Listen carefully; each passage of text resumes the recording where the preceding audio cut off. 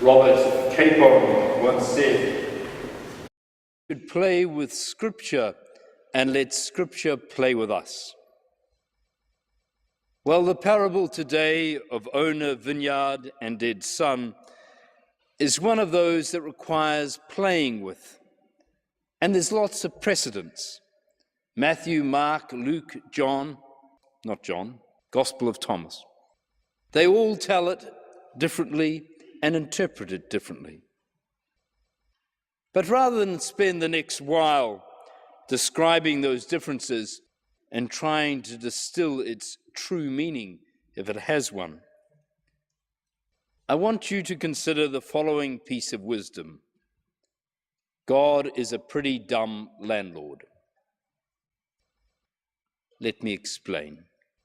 Before the days of electronic banking, the landlord would send a minion to collect the rent. God sent a bunch of them. They were beaten, killed, and stoned. Probably not in that order. So landlord God, instead of seeking vengeance or even police assistance, sends another bunch of minions who, surprise, surprise, get treated the same. Finally, landlord God sends not the ugliest, meanest dude he could find to, quote the Americans, kick their ass, but his own son, Mr. Pacifist, love your enemies, Jesus. As I said, God's a pretty dumb landlord. Now, the storytellers play around with the ending, but usually it has landlord God instigating an ass kicking. Both listeners and gospel writers alike have this need for a vengeance, comeuppance ending. Whereas I think the God revealed in Jesus does not share this need. Although many in the church as well as society love a good dollop of judgment, the way and ministry of Jesus was about love, acceptance, and healing. So, yes, I think it's a story about a dumb landlord who chooses to be in the ways of the world deliberately dumb, or rather deliberately vulnerable, offering and continuing to offer reconciliation, cost what it may. In non-theistic language, God is the energy of reconciliation and costly giving, not the energy of judgment and punishment. This reflection is a prelude to the central question the Ten Commandments raises for me. For a long time, the basis for Christian ethics was a supreme being God who issued laws and edicts, then rewarded or punished us depending on our compliance.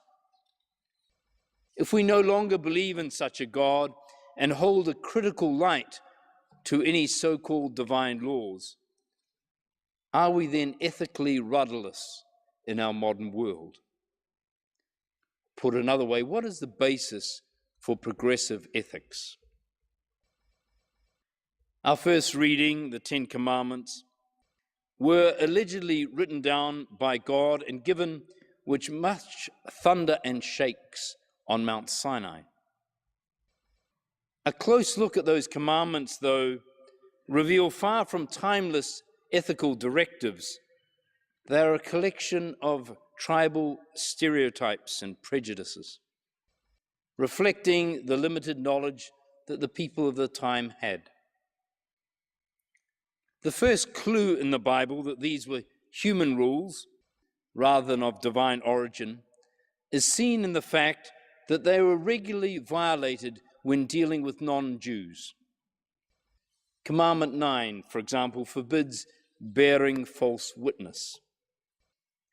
Yet Moses did just that when he lied to Pharaoh, saying the Israelites only wanted a 3-day holiday in the wilderness, when in actual fact they had no intention of coming back. Indeed, according to Exodus 3:18, that lie was God's idea. Commandment 6 says, "You shall do no murder."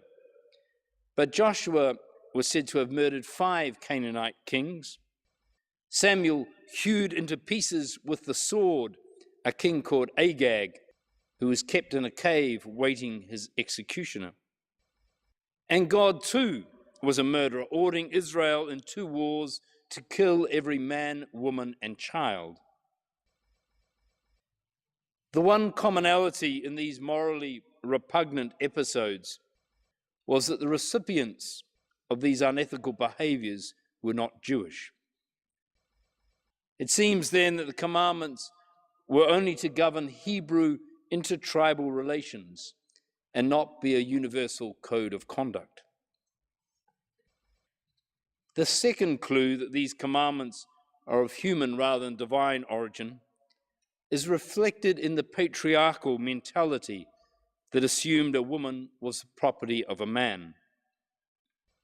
This is overt in the last commandment. You shall not covet your neighbor's house, wife, manservant, ox, ass, iPad, ... There's no prohibition on coveting your neighbor's husband. And the reason is that a husband was not property, but a wife was. The neighbor was male. His assets were listed in descending order, with his wife being second to the house and hopefully more valued than the iPad. Sexism is also implied in the commandment not to commit adultery. Remember, this was a culture that practiced polygamy, not monogamy. A man could own as many women as he could afford. What this commandment meant was that a man was prohibited from having sex with a woman who belonged to another man. If a man had a sex with an unmarried woman, it was a crime against the property of her father that could be rectified with a fine. For the father had had his net worth devalued by this act, since he could not get the proper bride price for his daughter, who was now damaged goods. So a code of ethics that treats some human beings as property of others needs to be pronounced immoral and discarded.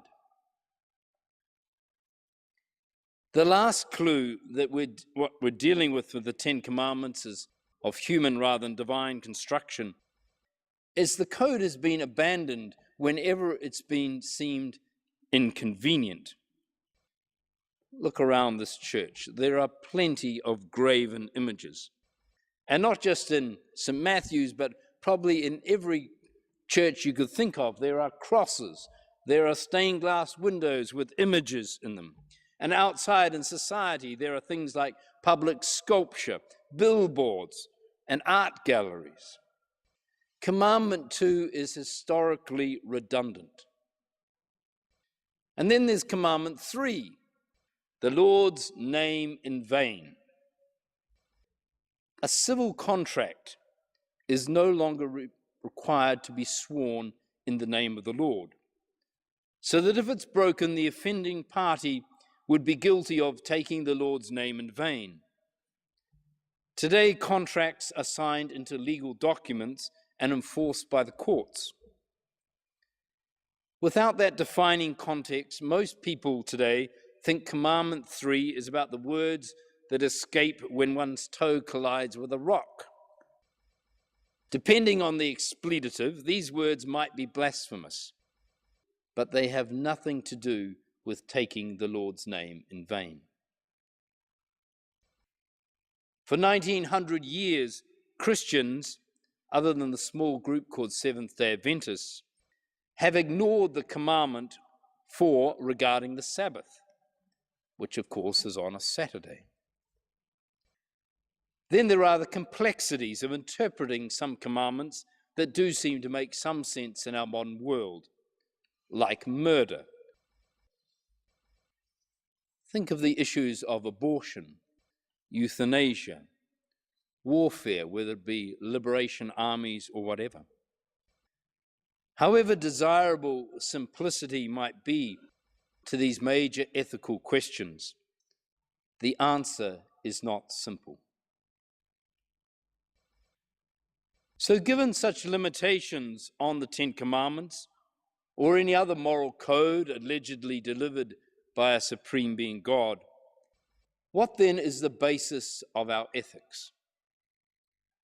Now, I would posit this morning two thoughts for your consideration.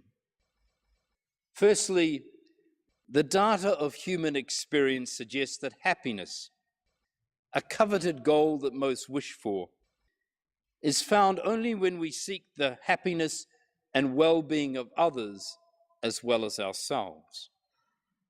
Our individual well-being and the well-being of others, both known and unknown to us, is inextricably linked.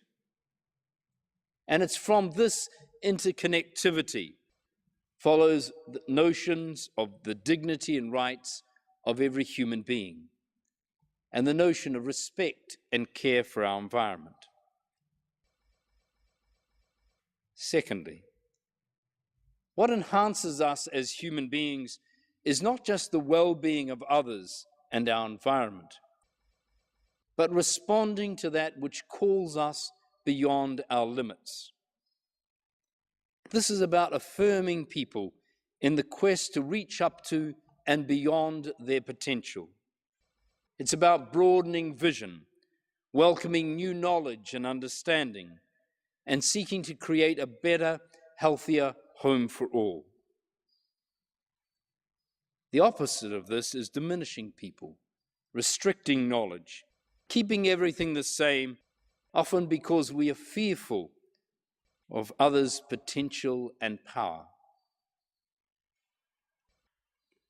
The spirit of reconciliation that is at the heart of the gospel parable today is about the cost of remaining in relationship. For the health and hope of us all is interwoven. None of us are truly alive unless all of us are truly alive. None of us are saved unless all of us are saved. And such a notion is deeply offensive to the fearful who want to keep the world under control and see sinners punished, so they create a hell to put them in and invent a God to do it. Rather, I choose to stand with the author of 2 Timothy, who once wrote brilliantly, "God has not given us a spirit of fear, but of power and love and of a sound mind." So let's use it.